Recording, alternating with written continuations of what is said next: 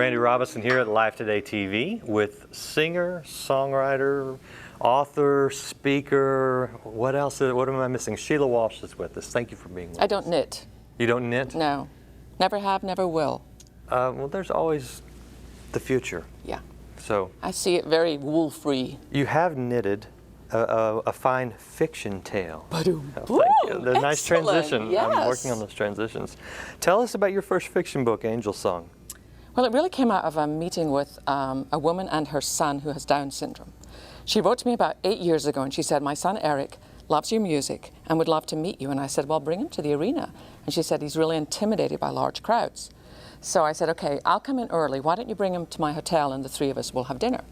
So we did that, and it's a standing date now. We do it every year. And I've grown to love this family, and particularly this boy, Eric, who is a young man in his 20s with Down syndrome, who has a very keen awareness of the presence of angels, particularly in his worst moments, like when he has breathing issues, he has heart issues, and often when he's rushed into hospital late at night and everyone else is in a panic, that's when his mom says he seems to be the most serene, because he is very aware that angels are watching over him. Does he see them? Yeah. He does. He drew a picture for me and sent it to me in the mail, and I could tell which one he was and which one I was because I had heels on and he didn't.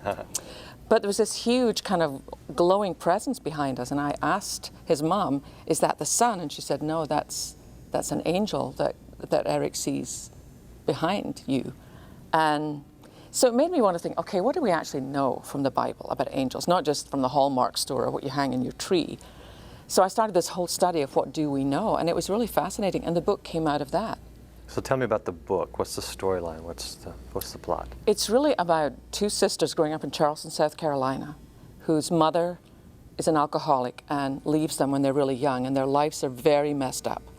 And one of them pushes in close to God, and one of them thinks, if you are alive, you did nothing to help me here, so I don't want to know you. So she goes to New York. And the book begins when she flies back down to come to her sister's graduation from college, and there's a terrible car accident. And just in the final moments of the one girl who loves God, final moments of her life, she says something that it takes Annie the rest of the book to try and figure out what on earth she was talking about, because she's aware of the presence of an angel. I don't want to spoil it, the ending for any readers, but what do you think people will gain from reading this? Is it just a wonderful fiction story? I mean, I'm assuming that it is, but is it maybe something more you're trying to accomplish? I think there's a couple of things I wanted to accomplish. I think I wanted people to know, like women to know, if you pick this up, how you live your life actually matters. You know, the angels lean in and watch God working out his salvation in you and I. So when a woman says yes to God in the midst of really difficult circumstances and takes that next step, I mean, the angels notice. It's a mystery to them. And that kind of gives me there's a dignity to that you want to live in a way, because they long to look into the things that God is doing. Because there's a song that you and I can sing that they can't sing, the song of the redeemed. When the angels fell, there was no redemption made. You know, when a third of the angels fell out of heaven, no redemption. You can't stand in the presence of holy God and come back again. But for us, the minute that we fell with Adam and Eve, a plan of redemption was put into place. That's fascinating to them. So I wanted Christian women to know your life matters. And for those who've maybe thought, you know what, God, you're either good or you're powerful. Choose. You can't be both. You know, if you're good, you would have stopped this happening, so you can't be powerful. If you're powerful enough to stop it happening, but you didn't, you can't be good. So for people who've maybe walked away, I thought I would love you to pick up something that doesn't seem as threatening, and maybe through this story, see that there's a bigger plan in place.